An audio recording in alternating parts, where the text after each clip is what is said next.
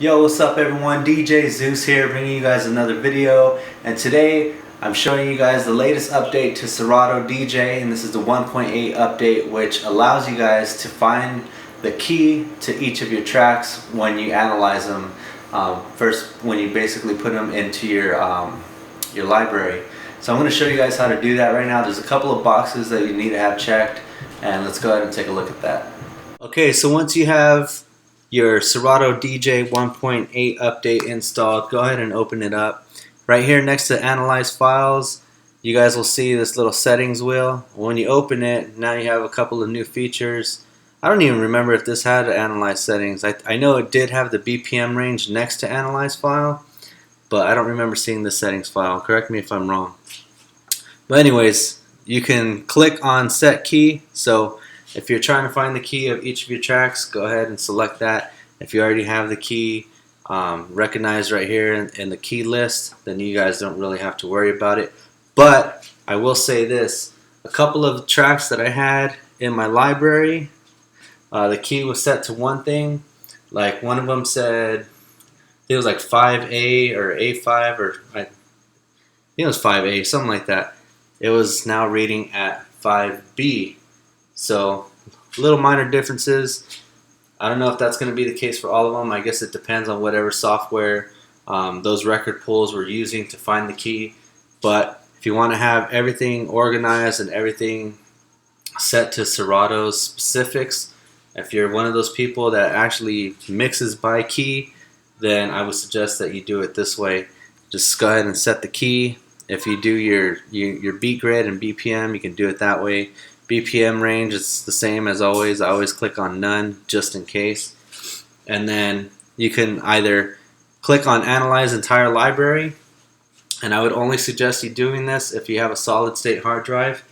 And the reason why I'm saying this is because it took me 20 minutes to analyze 400 tracks, and my MacBook Pro was getting a little warm, not necessarily overheated, but I didn't want to push it to that limit to where it would burn out my hard drive. Because I would see something like that potentially happening if you have a HDD hard disk drive versus an SDD, which is a solid state drive. Because with the HDD, you have the disks that are spinning in there. And for some of you guys, you may have the 5400 RPM HDD. And for those of you that actually upgraded to the 7200, which will read and write, have faster read and write speeds, those disks are going to be spinning like crazy, and your MacBook is going to overheat, especially if you have terabytes worth of music and you're trying to analyze everything. I wouldn't suggest analyzing your entire library unless you have at least a solid state drive. So with that being said, you can go ahead and do that if you're ballsy enough to do it. I would just check in on it from time to time, make sure that your laptop is not overheating. And then on top of that, and especially if you're using external portable hard drives, just check the temperature on those, make sure that they're not overheating.